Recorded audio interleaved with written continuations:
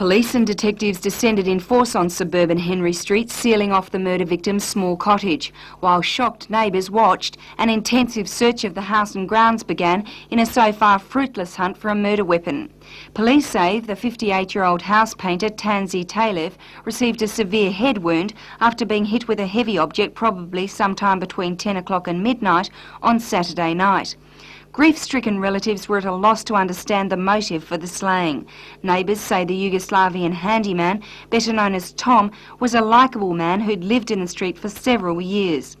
Police began door-to-door interviews in the hope that some new information would come to light, but again very little has been established. Mr. Talev lived alone in the house. He was divorced, with 3 grown-up daughters who regularly kept in touch. Police are asking for public help in their inquiries. They want to hear from anyone who saw a person or persons acting suspiciously in Henry Street on Saturday night.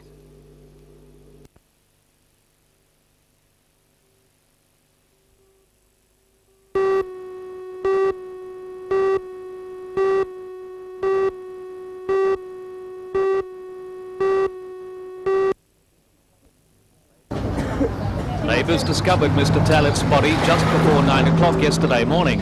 He was lying face down just metres from the veranda steps of his Henry Street home.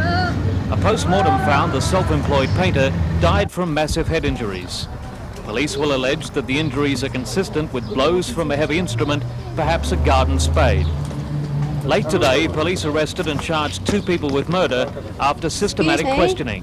Well, it was a process of elimination of associates of the deceased and some assistance through inquiries from the public, the people that knew him and were associated with him. The man and woman facing the murder charges were transported separately to Newcastle Courthouse after being questioned at Mayfield Police Station. In the court, they faced local magistrate Kel Clark. Before the court was Anthony John Hoare, aged 23 of Mayfield, and Christine Lee Rush, aged 19 of the same address. While Hoare sat impassively in the docks, Christine Rush was visibly moved and teary-eyed as the charge of murder was read out. Bail has been refused and both have been remanded in custody to appear again on the 22nd of December. After the court appearance, distraught relatives and friends of the dead man filed out onto the street. Police questioning of the man and woman charged is expected to continue tonight.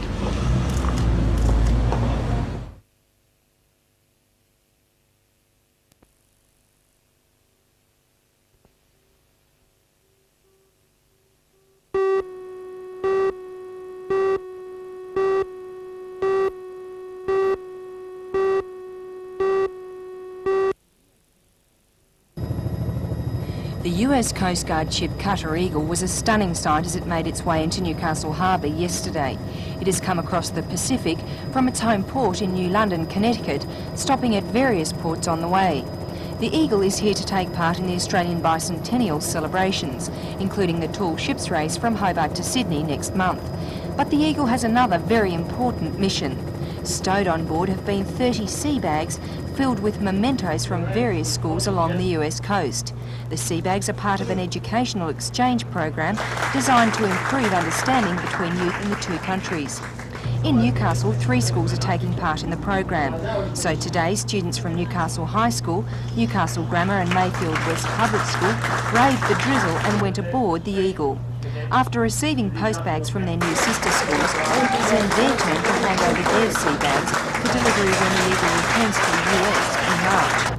A large contingent was aboard to watch the historic occasion, including the US Consul General and a number of politicians. You've unloaded 3 here today and you've still got, I guess, 27 to go. Yeah, 27 to go. And where are they going to be unloaded? They'll be unloaded in Brisbane and Hobart and in Sydney and Manly. As for the students, after a good look around the ship, it was back to school to sift through the mementos from their new friends in the US.